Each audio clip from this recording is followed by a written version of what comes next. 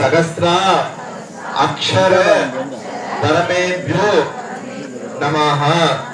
कुल गौरी कल्याण गौरी मांगल्य गौरी केदार गौरी नमः। வீட்டுக்கு சொல்லி ஒரு கௌரி அம்மன் இருக்கும், எல்லாருக்குமே உண்டு அது.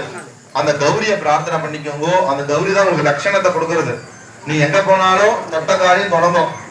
அதெல்லாம் வந்து லட்சணத்தை கொடுக்கறது. கௌரியை வேண்டிட்டு குத்துவனுக்கு பாதத்துல அக்ஷத பூ போட்டுடுங்க. கல்யாண கௌரியை நமஹ. அடுத்தபடியாக குத்துவிளக்குக்கு பூ இருந்தா சுத்திக்கோங்க. பூ இல்லைன்னா ஒரு பூ எடுத்து குத்துவிளக்கு பாதத்திலையும் மேலே கீழே வச்சுக்கோங்க. பூ வந்து மேல வைக்கும் போது பார்த்து வைங்க, பூ கருக கூடாது. பூ கருகிற மாதிரி இருந்தா எடுத்து கீழே வச்சிருங்க. உங்ககிட்ட நெய் அல்லது எண்ணெய் இருந்தா எடுத்துக்கோங்க.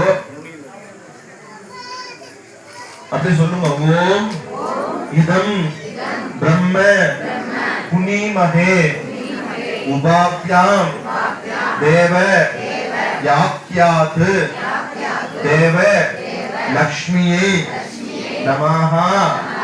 ஓம் தஸ்யத். நெய் அல்லது எண்ணெய் இருந்தா குத்து விளக்குல ஒரு அரைவாசி மட்டும் ஊத்திக்கணும்.